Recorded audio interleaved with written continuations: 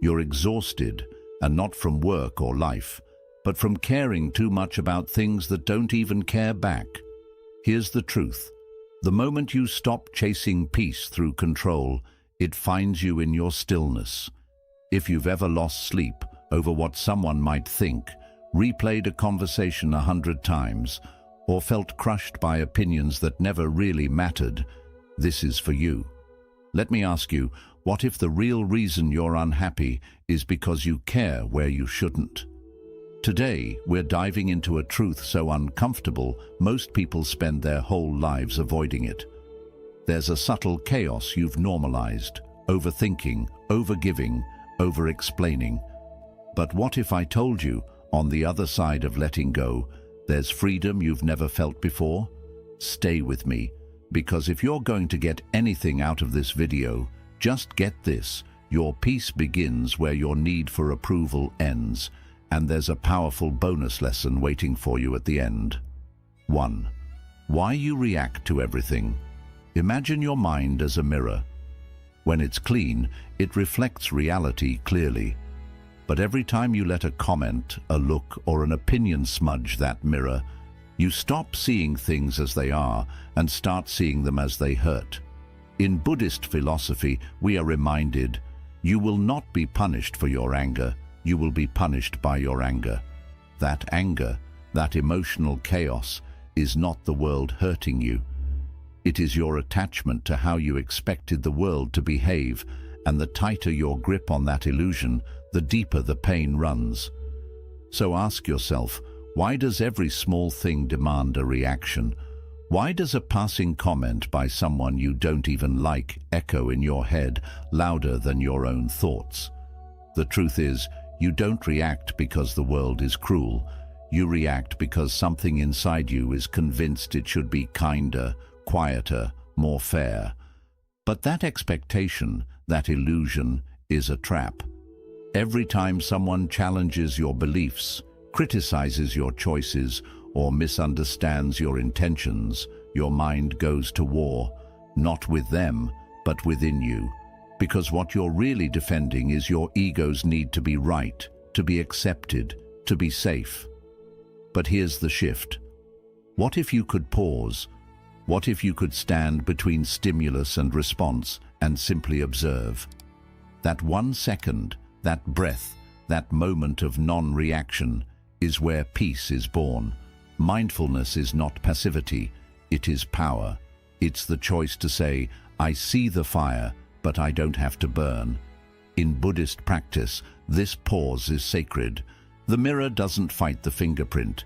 It simply waits until clarity returns. You must ask yourself, what belief am I defending right now? The need to be liked, the fear of being disrespected, the idea that you must always explain yourself. When you begin to trace the root of your reactions, you'll discover the storm isn't outside, it's within. So try this. The next time something triggers you, don't respond right away. Just sit with the feeling, let the emotion rise, let it move. But don't grab it, don't become it. Because the less you care about being understood by everyone, the more you understand yourself. Detach, not because you don't feel, but because you want to feel better. Stop bleeding for people who wouldn't hand you a bandage. Free your nervous system from carrying the weight of every careless comment. Remember this, not everything deserves your energy. Not every moment requires your presence.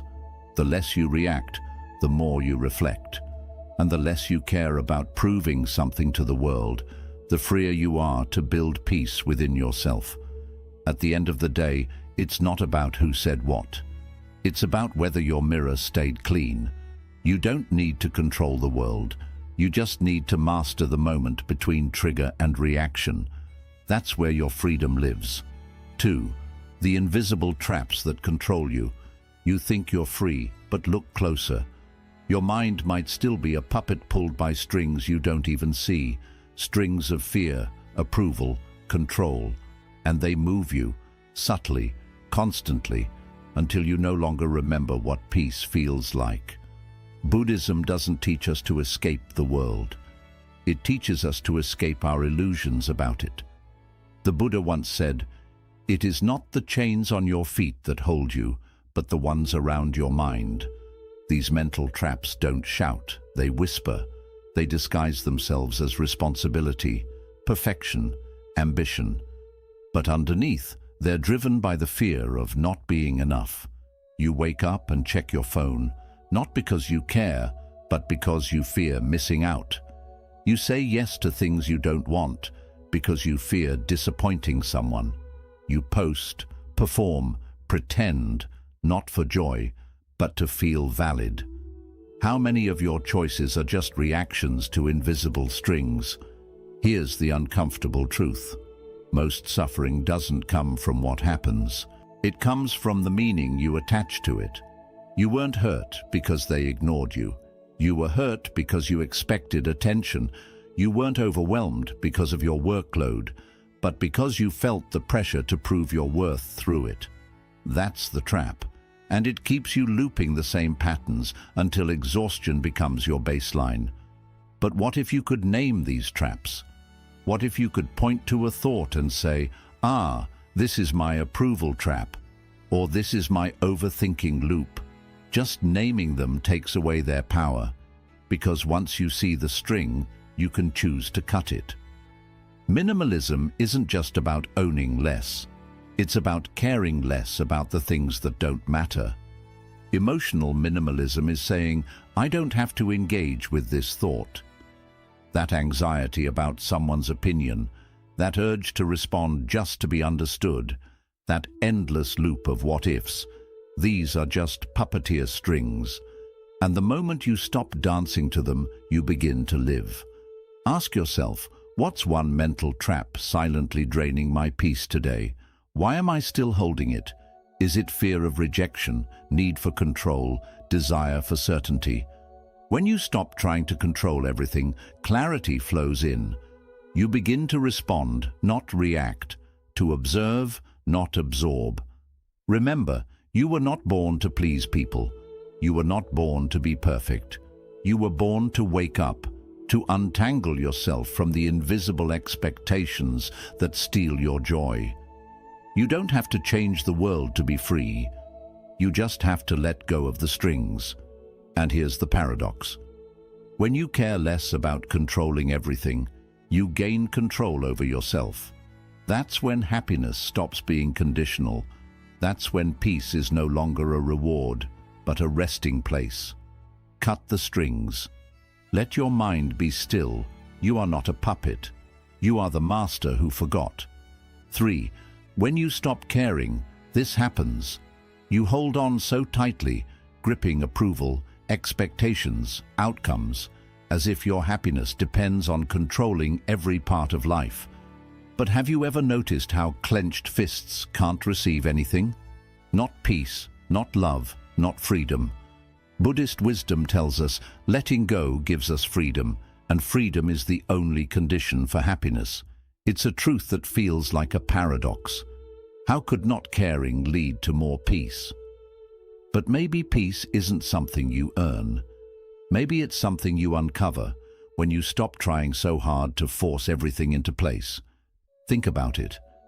Every time you try to fix someone, rescue every situation, or control how others see you, you exhaust yourself. Not because you're too weak, but because you're trying to carry what isn't yours. You weren't meant to hold the entire world on your shoulders. Some things are meant to pass through your life, not stay stuck in your nervous system. You want inner peace. Stop obsessing over things you can't control. Let go of the idea that everyone has to like you, that your plans must unfold perfectly, that people must understand your heart. Peace isn't found in fixing others. It's found in releasing the need to. Imagine this. Your mind is like a hand clenched into a fist. Now slowly open it. That's what letting go feels like. It's not giving up. It's making room for clarity, for breath, for space. When you stop caring about the noise, you begin to hear your soul again. And what it whispers is this: you were never meant to live in tension. Practice this every day. Start small. Don't check your phone the moment you wake up. Don't respond to that message that only invites drama. Don't explain yourself to someone committed to misunderstanding you. Just let go. Give your peace the priority. The world won't fall apart, but your chaos will begin to. Ask yourself now. What's one thing you're gripping too tightly? Is it an outcome? A person? A story about who you think you should be? And what would happen if just for today you released it? What if your worth wasn't tied to effort? What if your value didn't depend on hustle, approval, or performance? Buddhism teaches that suffering is not caused by what we lose. It's caused by our attachment to keeping it. So the more you cling, the more you suffer. But the moment you loosen your grip, even just a little, you begin to float.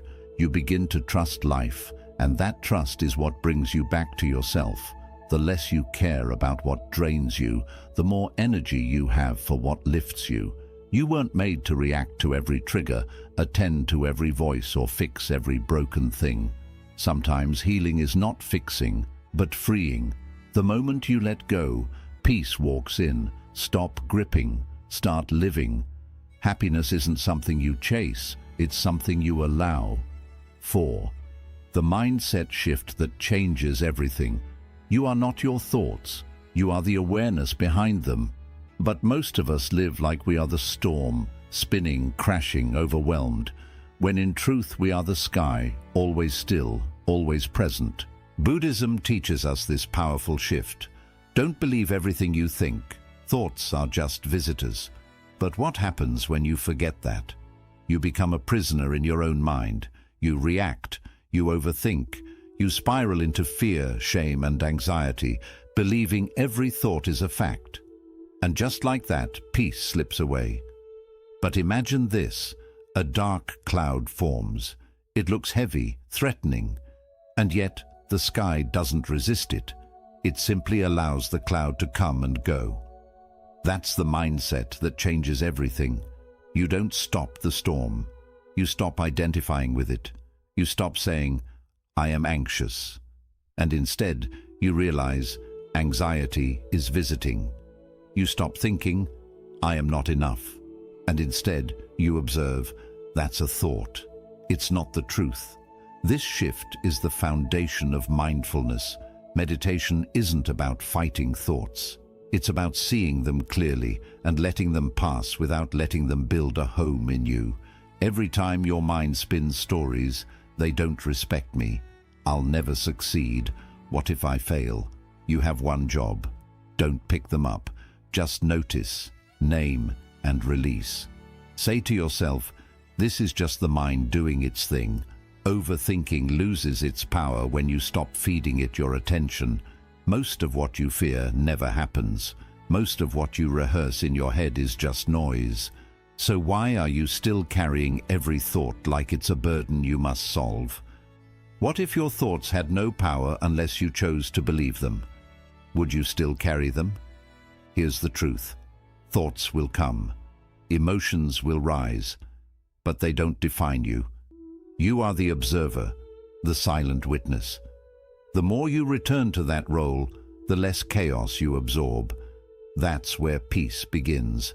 Not when life is silent, but when you are. Next time you feel overwhelmed, pause and breathe. Watch your thoughts like clouds drifting across the sky. You don't have to chase them. You don't have to judge them. Just let them pass. With practice, you'll realize the sky never fights the storm. It simply allows it to pass through. You want clarity? Create space. You want peace? Stop trying to fix every thought and just let it float. That's the power of detachment. Not caring less in a cold way, but caring wisely. Caring only about what truly matters. And slowly, this shift becomes your strength. You stop drowning in the waves because you remember. You were never the ocean. You were always the sky. You don't have to silence the storm. You only have to remember. You are not the storm. You are the sky that watches it pass. 5. Do less, but better. You are not tired because you've done too much. You are tired because too much of what you're doing doesn't matter. Your energy is being scattered across endless to-do lists, conversations that drain you, tasks that don't feed your soul. Buddhism doesn't glorify the grind. It reveres presence. Better than 1,000 hollow words, the Buddha said, is one word that brings peace. The same is true of our lives. A single focused action done with intention is more powerful than 1,000 scattered efforts. Think of your mind like a bow. Every thought, every task, every responsibility pulls the string tighter. But if you're firing arrows in every direction, none will hit the target. Clarity comes not from doing more, but from doing less, better. When you stop multitasking your life, you begin to live it. Because distraction isn't just the enemy of productivity, it's the thief of meaning. You can't pour your full presence into a moment while worrying about 5 others. And if your attention is divided, your peace will be too.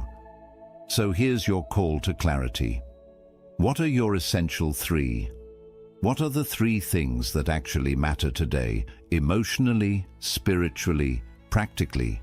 Not 10, not 20, just 3. Drop the rest. Because not everything deserves your energy. Not every task deserves your attention. Some things are just noise pretending to be important. And every time you say yes to them, you say no to your peace. You may think success is about how much you can do, but true mastery is doing less with more awareness. It's not about conquering the day, it's about showing up fully to what matters in it. Imagine waking up tomorrow with this one shift. Only focus on what feeds your peace, your growth, or your soul.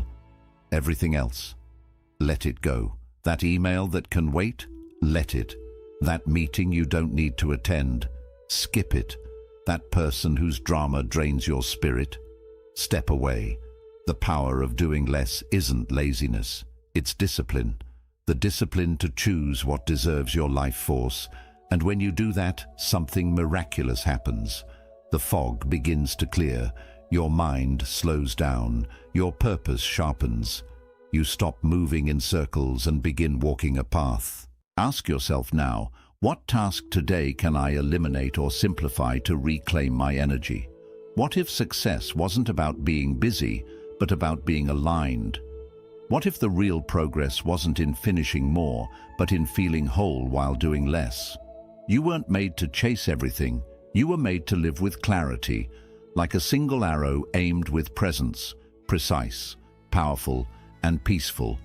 Do less, but better, because a focused life isn't a smaller life, it's a deeper one. 6. Let go of the inner drama. There's a storm in your mind, and most days you think the only way out is to fight it. You analyze, replay, rehearse, try to fix everything and everyone.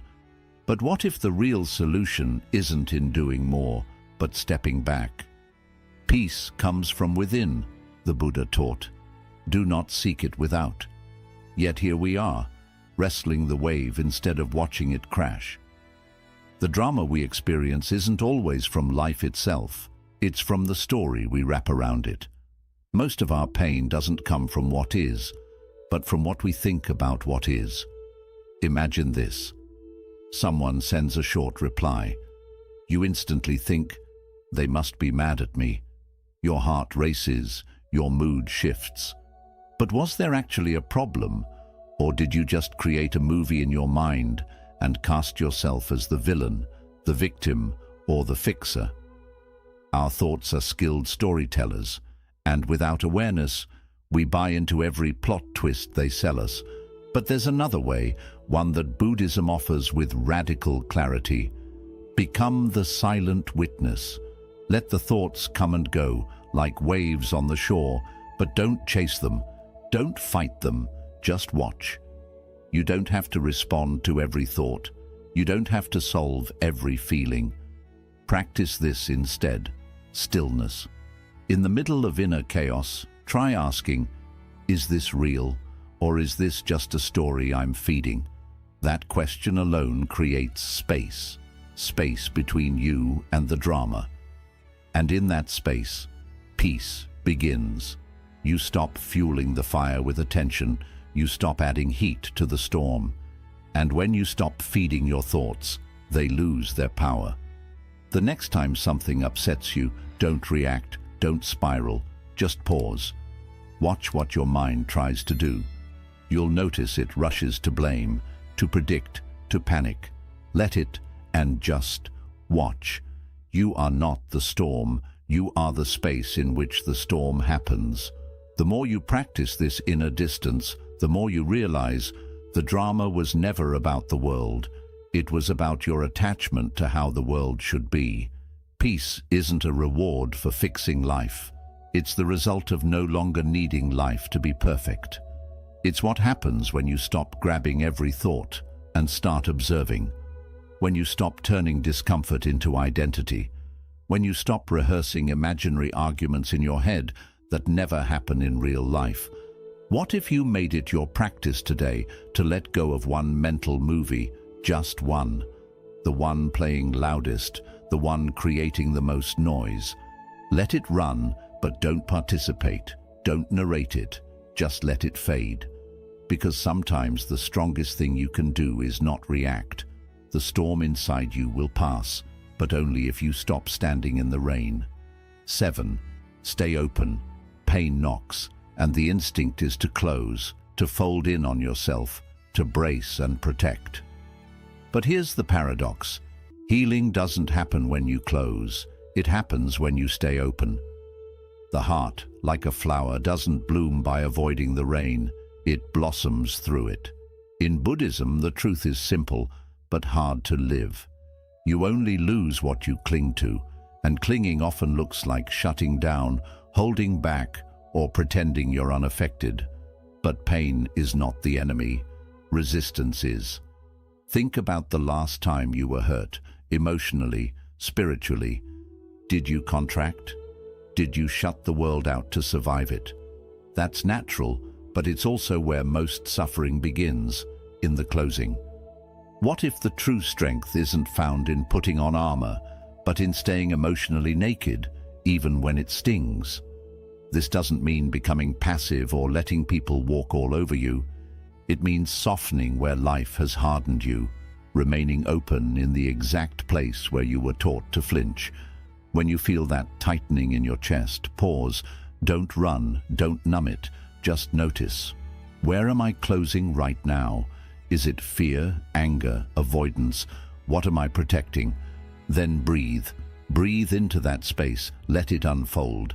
It's not weakness to feel, it's wisdom. It's not foolish to trust again, it's freeing. Staying open is not about allowing pain in, it's about not letting it trap you. We think shutting down keeps us safe, but it doesn't. It only cages us in stories, in assumptions, in repetitive patterns. True safety is found in presence, and presence requires openness. When you keep your heart open, you're not inviting more pain. You're allowing space for it to pass through without getting stuck. You stop internalizing every wound. You stop turning discomfort into identity. You start flowing instead of freezing. This practice is subtle, but life-changing. When you feel offended, soften. When someone doesn't meet your expectations, stay open. When life disappoints, breathe. That's where your power is, not in controlling what happens, but in choosing not to shut down because of it. That's real emotional resilience. Let yourself feel what you feel, without becoming it, without collapsing under it. Because every time you stay open, even a little, you train your nervous system to handle life without fear. You tell your inner world, I am safe enough to stay soft. That's not weakness, that's invincibility. Not against the world, but against your own resistance. So ask yourself now, where am I closed? What part of me am I guarding too tightly? And what would happen if, just for a moment, I let it open? The heart that stays open cannot be broken, it only expands. 8. Cut the rope of expectations. You wake up expecting kindness, a message, a gesture, a recognition, but it doesn't come. And just like that, the mood shifts. Not because life is cruel, but because you are holding a silent rope, an expectation. Expectations are like invisible threads we wrap around people, events, and even ourselves. We think they connect us, but more often they strangle our peace. Buddhism teaches attachment is the origin, the root of suffering, and expectations are nothing more than refined attachments to how the world should behave to keep you happy. You see, the pain isn't in the thing itself, it's in the story.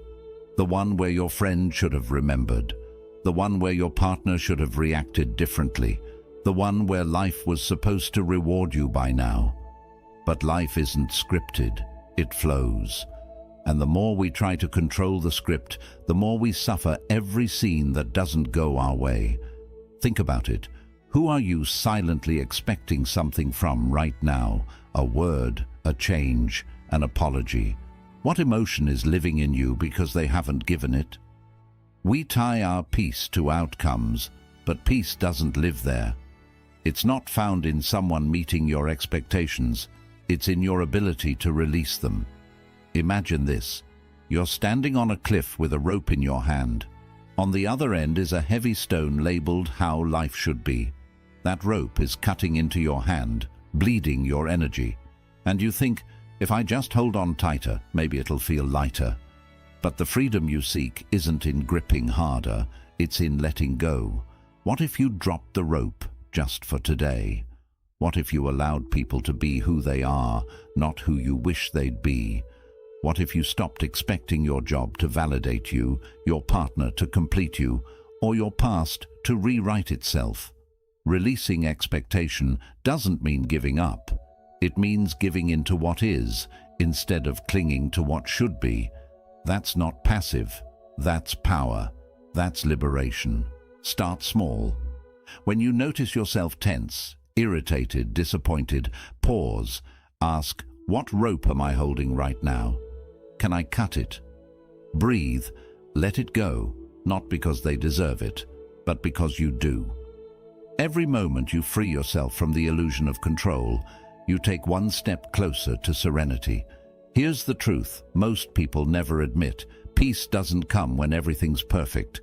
It comes when you stop needing it to be. Say it with me. This moment is enough. I am enough. They are enough as they are.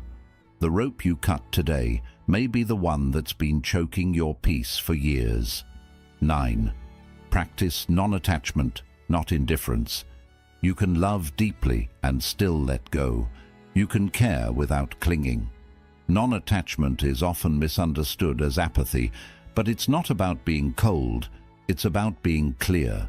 It's the difference between holding someone's hand and squeezing so tight that neither of you can breathe. Imagine holding water in your palm. If you cup it gently, it stays, but if you grasp, it slips through your fingers. That's the art of non-attachment. Buddhism teaches to understand everything is to forgive everything, and in that forgiveness we release our grip. Not because we don't value it, but because we finally understand it was never ours to hold. Think about this. What if the pain in your chest isn't from love, but from attachment disguised as love? We confuse presence with possession, care with control. But true connection isn't about permanence, it's about presence.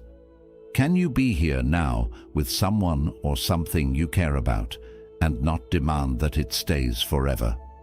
This is where non-attachment begins, not in retreating from life, but in embracing it without needing it to last. There's a quiet power in being able to say, I appreciate this moment, even if it doesn't repeat. That's emotional freedom. But many of us fear that letting go means losing everything. We think, if I don't hold on, it'll disappear.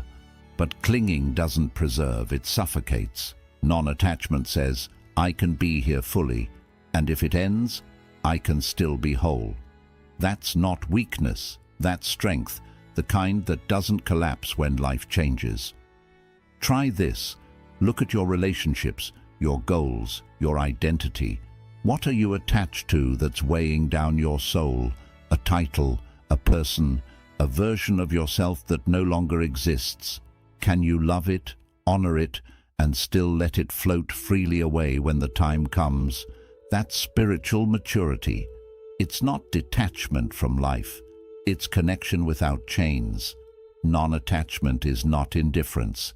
It's deep care minus emotional enslavement. It means showing up with love, but not losing yourself in the process. It means listening without trying to fix, loving without needing to own, being with someone without fearing their absence. It means recognizing that everything is temporary, and instead of that terrifying you, it liberates you. Every moment you release the need for permanence, you allow yourself to actually experience life, unfiltered, uncontrolled, real. When you stop holding on so tightly, your heart has space to breathe, and in that space, happiness grows. Not because you have everything, but because you've stopped needing to. So ask yourself today, what are you clinging to in fear rather than holding in love? What if letting go was the most loving thing you could do? Non-attachment isn't letting go of love. It's letting go of the fear that you'll lose it. 10th, stop performing for the world. You've been handed a script, a role to play, and every day you perform it, hoping for applause. But what if, just for a moment, you stopped pretending? What if you didn't need to act anymore to meet others' expectations? The truth is, social roles are illusions, and the more we perform for the world, the more we lose sight of who we truly are. You are not the actor. You are the one who writes the script, and today you have the power to rewrite it. Imagine walking through your day without the weight of trying to be who others want you to be. No more shoulds. I should be more successful. I should be a better friend. I should be perfect. The constant pressure to meet external expectations leaves you exhausted and fragmented. The world's applause is fleeting, but when you live for your own truth, you create something far more lasting. A life that is whole, free, and genuinely yours. Think about your daily interactions. How many of them are driven by a desire to impress? Who are you trying to win approval from today? Maybe it's a family member, a boss, or even strangers on social media. What if you could let go of the need to perform for them? What if, instead of shaping yourself to meet their image of who you should be, you allowed yourself to simply be? What would happen if you stopped wearing the mask and let the world see your true self? Buddhism teaches us that the less we perform for external validation, the more aligned we become with our true nature. When you stop pretending to be someone you're not, you no longer have to hide behind the facade of perfection. You can show up fully, exactly as you are, without fear of judgment. This is where freedom begins. When you stop performing for the world, you make room for the most important performance of all, the one where you're simply being yourself. This is not about abandoning responsibility or letting go of personal growth. It's about letting go of the need to measure your worth by someone else's standards. The less you care about what others think, the more you reclaim your energy and your peace. You begin to live with intention rather than reaction, choosing what serves your soul, not what serves the world's expectations. Ask yourself, who are you trying to impress today? What if you didn't need to? What if, instead of focusing on how you're perceived, you focused on how you perceive yourself? The answer will set you free. When you live for truth, not applause, you will no longer be a puppet to external expectations. Instead, you will be the author of your own life, choosing each moment, each action, each word with purpose and authenticity.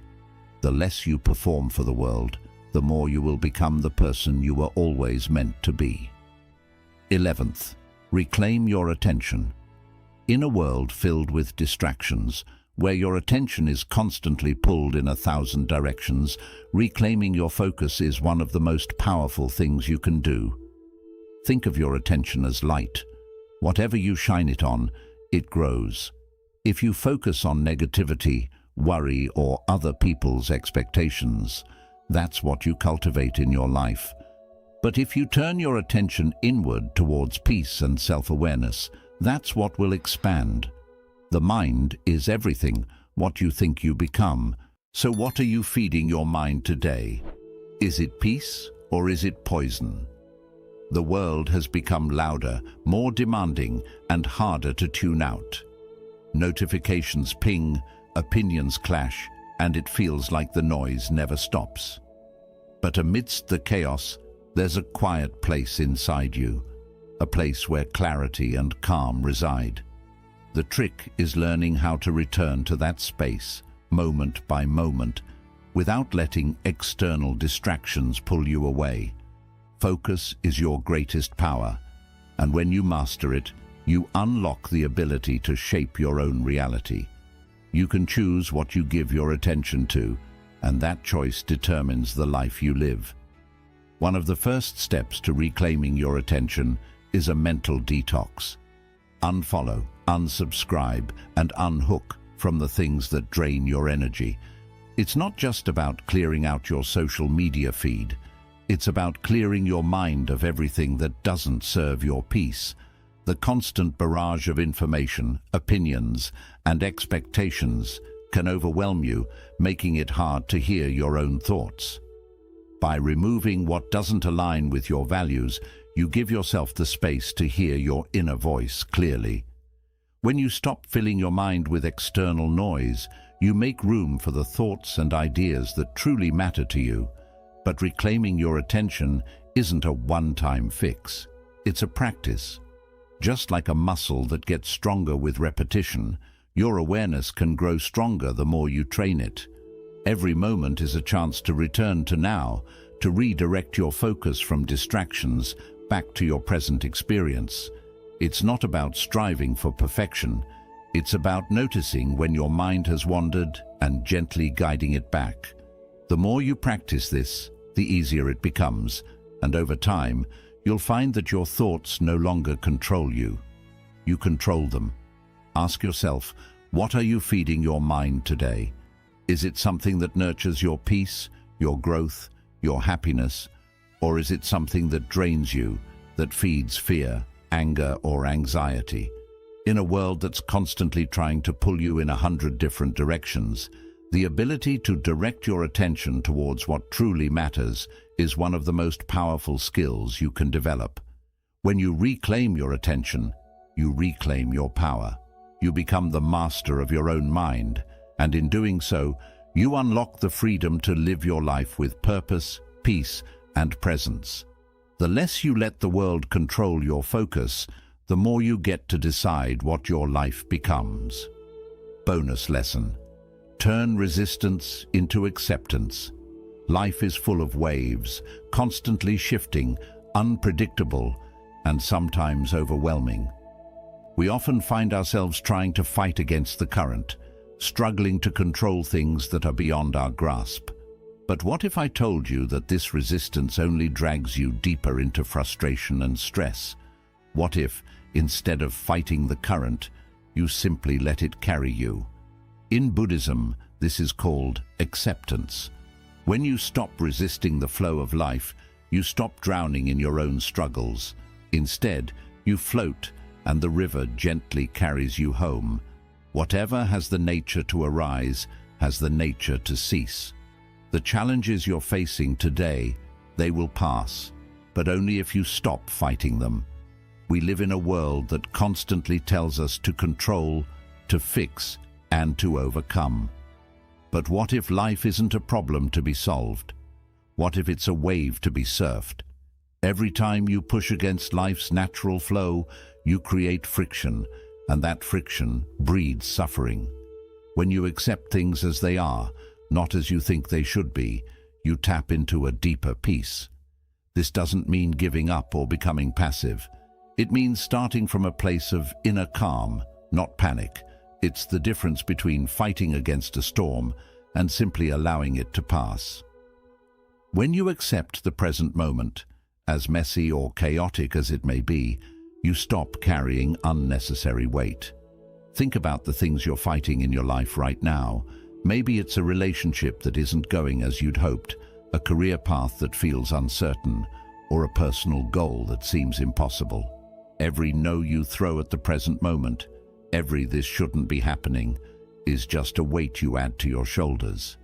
But what if, just for a moment, you let go of the resistance? What would happen if you allowed yourself to accept what is without judgment, without trying to change it? This shift in perspective is profound. Acceptance doesn't mean you have to stop working towards your goals or improving your life. It simply means that you stop fighting against what's happening right now. When you let go of the inner no, you create space for something new. You let yourself move through life more smoothly instead of fighting against the current. The key is to find calmness in the present moment, no matter how difficult it feels. When you do this, you release yourself from extra stress and allow yourself to go with the flow of life. So, take a moment today to notice what you're pushing against. Where are you holding on too tightly to a situation, an emotion, or something you wish was different? Now, ask yourself, how would it feel to accept it just for a little while? What if by accepting it, you could feel a bit more peaceful? The more you practice shifting resistance into acceptance, the more you'll feel the freedom that comes from living in harmony with life's natural rhythm. Quick summary of the ideas. Why you react to everything. Your reactions don't really come from others, but from the inner attachments you haven't dealt with. The more aware you are of your emotional triggers, the less power they have over you. Watch your reactions instead of becoming them, and freedom will come. The unseen traps that control you. Most people are ruled by hidden thought patterns, like needing approval or fearing what others think. Seeing these patterns is the first step to breaking free from them. When you name your trap, you break its hold. What happens when you stop caring? Letting go of what you can't control brings a deep sense of peace within. You don't have to fix everything around you. The act of letting go is stronger than holding on. A mindset shift that changes everything. You are not your thoughts. You're the awareness behind them. Stepping back from the constant mental noise can completely shift how you experience life. This one change can free your mind from confusion. Do less, but do it well. Simplicity brings power. Stop spreading your energy on things that don't really matter. Focus on fewer things, but with more clarity, presence, and depth, and your life will feel more meaningful. Let go of the drama inside. A lot of your suffering comes from overthinking and making up stories in your mind. When you stop feeding the inner drama, peace comes naturally. Watch your mind, but don't become its storms. Stay open. Even when you're in pain, staying emotionally open keeps you strong. Closing yourself off builds walls and leaves wounds. Openness leads to healing, growth, and true courage. Let go of the rope of expectations. Expectations are the root of suffering. Life feels lighter when you stop insisting it must go your way. Accept what is instead of what could be or should be. Practice non-attachment, not coldness. Non-attachment helps you love fully without losing yourself. You care, but you don't hold on tightly. This balance brings peace and emotional strength. Stop acting for the world. You are not just an image or a role. Living to please others takes away your true self. Be who you really are, not what the world expects you to be. Take back your attention. Your attention is your most sacred power. Protect it from noise, distractions, and negativity. Where your attention goes, your life follows. Turn resistance into acceptance. Fighting against life creates pain. Acceptance doesn't mean giving up. It means responding with clarity, not confusion. Real strength begins with surrender. Many of us are unknowingly stuck in mental cages, reacting, overthinking, trying to please others, and wearing ourselves out chasing things that don't truly nourish our soul. But there's a softer path, one that doesn't shout, but gently whispers peace. That path begins the moment you stop trying to control everything and start mastering the one thing you can, yourself. When you stop caring about things that don't really matter, you begin to live. Not just survive, truly live. You begin to show up differently, listen more deeply, breathe more freely. And surprisingly, the world starts to loosen its grip on you. The anxiety fades. The urge to prove yourself fades. You no longer move to someone else's rhythm. You begin to hear your own. Zen philosophy teaches us, when you let go of who you are, you become who you're meant to be. Taking control of your life doesn't mean forcing it, but flowing with it. You don't need to fix the whole world. You need to adjust the lens you're seeing it through. That's how real change starts, not with pressure, but with awareness. Take a breath, look inside, then reclaim your power, not by holding on tighter, but by letting go of the need. You don't have to carry everything, only what truly matters. Leave the rest. That's the quiet power of mastering yourself. Deep inside, you already have the answer. You know who you are and what you truly want. The noise will fade, but the truth will stay. If this video touched you, don't forget to like it and share it with someone who might need it. Let us know your thoughts in the comments. Which message spoke to you the most today?